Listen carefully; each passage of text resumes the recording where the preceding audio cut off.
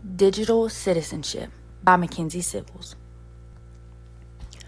Online privacy and what it is. Online privacy refers to the protection of personal information and data while using the internet. Some examples of this are data protection, which ensures private information such as birthdays, names, addresses, payment details, and passwords for accounts are protected. Tracking prevention. This limits the amount of data that companies or websites can track about your online activity. This also includes location and/or browsing history. Consent and control. This gives the user the ability to control how much data they use and how it is shared. This is also called a privacy setting feature.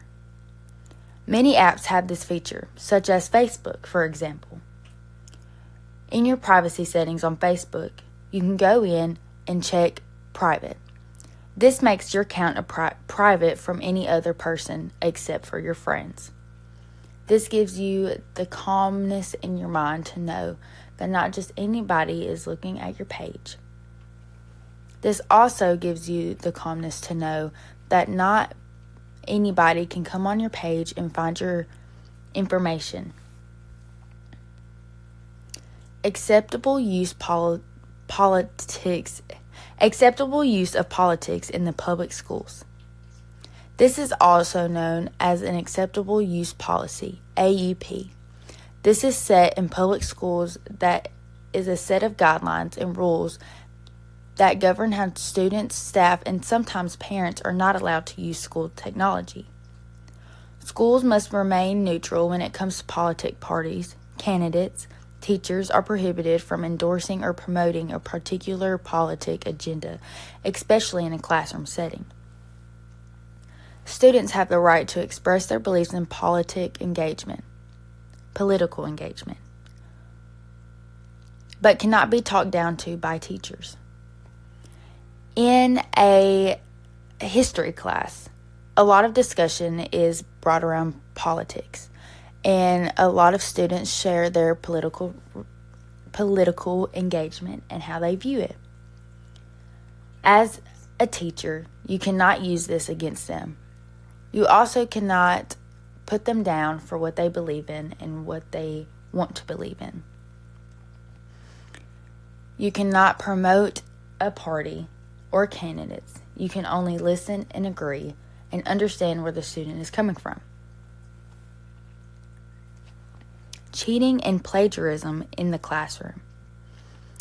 Cheating and plagiarism are both serious academic violations, which undermine the integrity of the education process. Cheating is using another person/student's work during tests, assignments, or projects. This can include copyright from another student on a test, such as you looking over and saying that their answer to question 28 is different than your answer from question 28.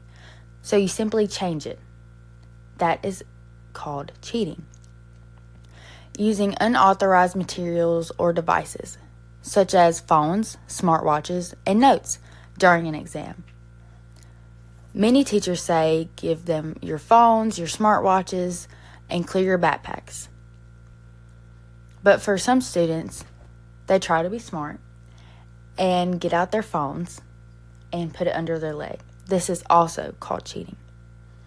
Getting someone to complete your work, such as an essay. If you don't want to write an essay and you make someone else do it, this is also called cheating and plagiarism, as well as mispresenting your own abilities or achievements.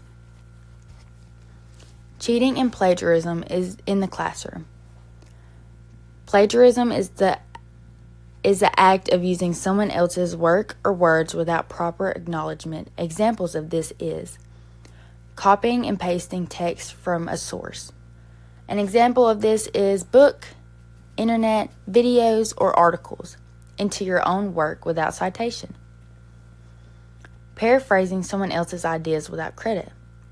This is shortening a phrase or quote from a book or video or the internet and not giving it the proper credit at the end to acknowledge this person's whole work. submitting another person's work as your own. This is taking a past student in a class work and changing a few things, changing the colors, and making it your own in a way. But really, this is cheating and plagiarism, which can also be a serious offense. Copyright laws and how does it affect teachers and students? For students are often allowed to use various resources for projects and classwork, such as books, articles, videos, and images. During this, the copyright laws have laws about how they use these materials, such as fair use, which is allowing students to use small portions of copyrighted work. Examples of this are quotes, excerpts, or images. Thus, allows limited use for educational research or commentary purposes, but there are specific guidelines as to how much. Copyright and distributing work, which is copyright textbooks or other materials for distribution. This is taking a video, such as a movie, and putting it on YouTube. Citing sources to avoid plagiarism and copyright laws, students must cite their work, where their work came from, to get the credit. Copyright laws and how does it affect teachers and students? For teachers, this is teaching or using copyrighted work. However, they can use sources such as videos, using excerpts from books, or distributing worksheets, but they have to be aware of how they use this. Fair use in education. Teachers can typically use copyrighted materials in the classroom under fair use, but the materials must be used in a way that aligns with educational goals. For example, showing a short clip from a movie or a few pages from a textbook for discussion is usually acceptable. Digital platform.